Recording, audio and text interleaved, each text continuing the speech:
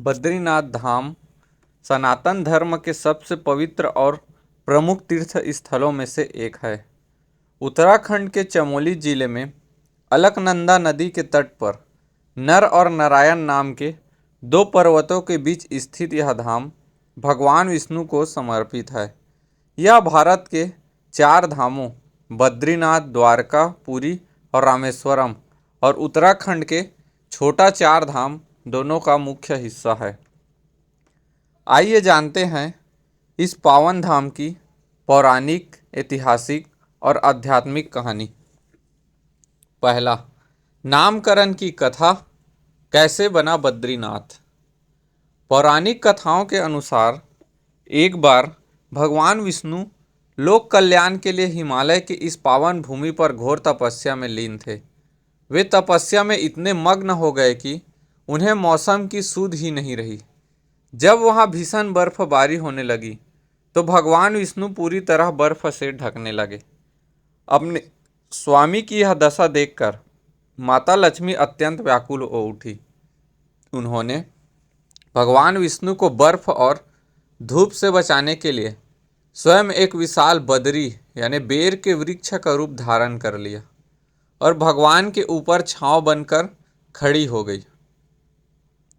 जब भगवान विष्णु की तपस्या पूरी हुई तो उन्होंने देखा कि माता लक्ष्मी बर्फ में ठिठुर रही है और खुद कष्ट सहकर उनकी रक्षा की है। माता लक्ष्मी के इस समर्पण से प्रसन्न होकर विष्णु जी ने कहा, हे देवी, आपने इस बेर के वृक्ष के रूप में मेरी रक्षा की है, इसलिए आज से इस धाम को मेरे साथ आपका भी नाम मिलेगा। लोग मुझे यहाँ बद्रीनाथ यानी बद्री के नाथ या स्वामी के रूप से पूजेंगे। दूसरा, नर और नारायण की तपोभूमि। नर और नारायण की तपोभूमि एक अन्य प्रसिद्ध कथा के अनुसार इस स्थान पर भगवान विष्णु के दो अवतारों नर और नारायण ने कलयुग के कल्याण के लिए भारी तपस्या की थी। द्वापर युग में यही नर अर्जुन के रूप में और आयन भगवान कृष्ण के रूप में प्रकट हुए थे।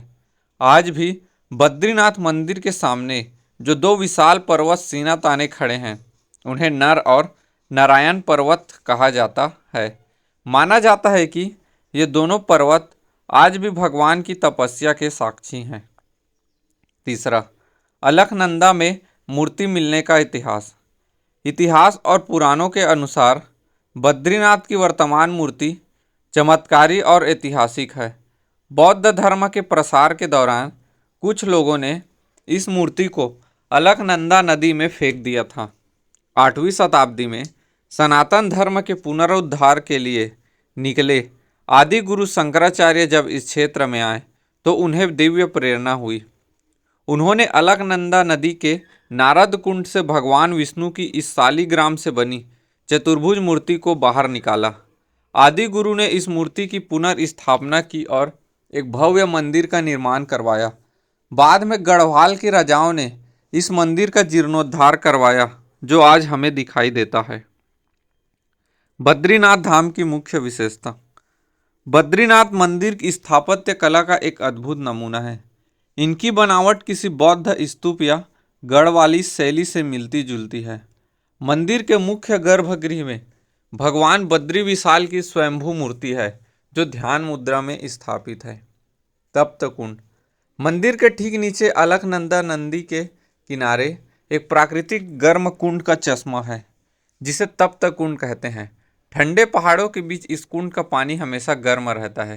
श्रद्धालु मंदिर में दर्शन करने से पहले इस पवित्र कुंड से स्नान करते हैं।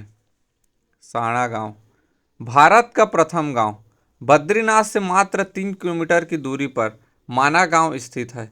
इसे भारत का पहला गांव कहा जाता है। यहीं पर व्यास गुफा और गणेश गुफा है, जहां बैठकर महर्षि व्यास ने महाभारत ग्रंथ की रचना की थी।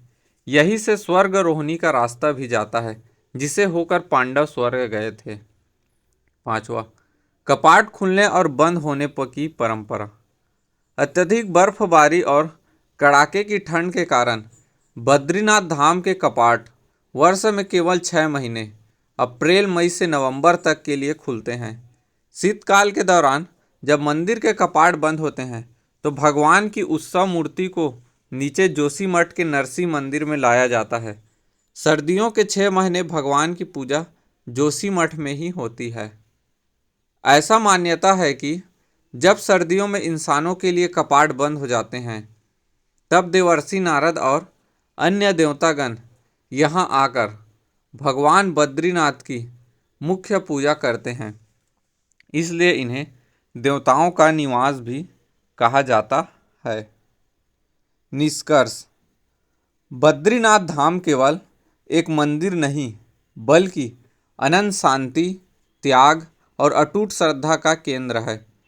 शास्त्रों में कहा गया है, च चटकानम च सर्वेशाम बद्री सदृशम न ही, अर्थात संसार में बहुत से तीर्थ हैं लेकिन बद्रीनाथ जैसा कोई दूसरा तीर्थ नहीं है। यहाँ आकर हर भक्त को जीवन की भागदौड़ से दूर एक अलौकिक आध्यात्मिक ऊर्जा की अनुभूति होती है। जय बद्रीनाथ, हर हर महादेव।